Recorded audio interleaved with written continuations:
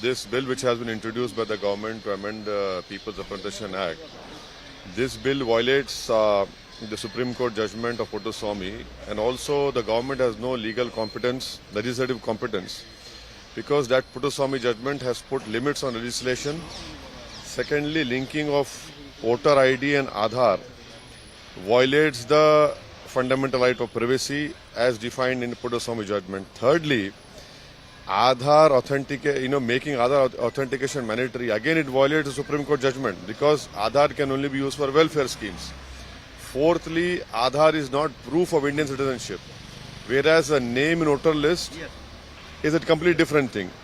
And another important issue is that voter enrollment and issue of voter IDs is carried out in pursuance of a constitutional duty by a constitutional authority, whereas Aadhaar is a different thing.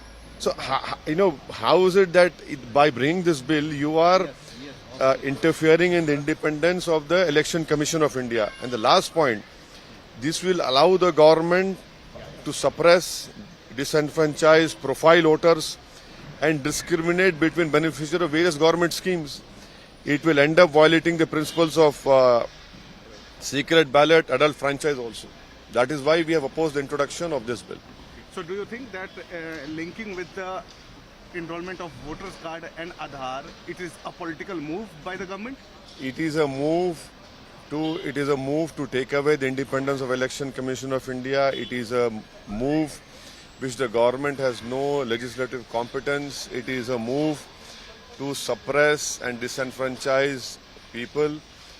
I say this because what Telugu Desam Party had done through a Seva Mitra app. So this is not good for our democracy.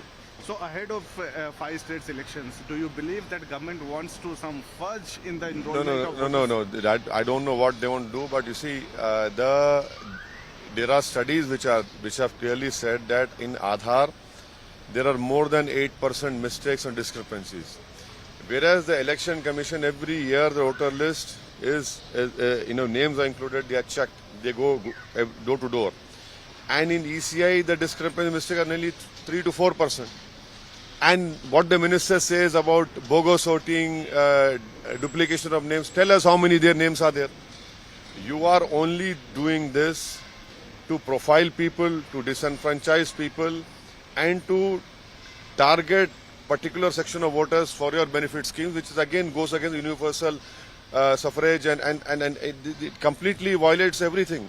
So are you talking about community?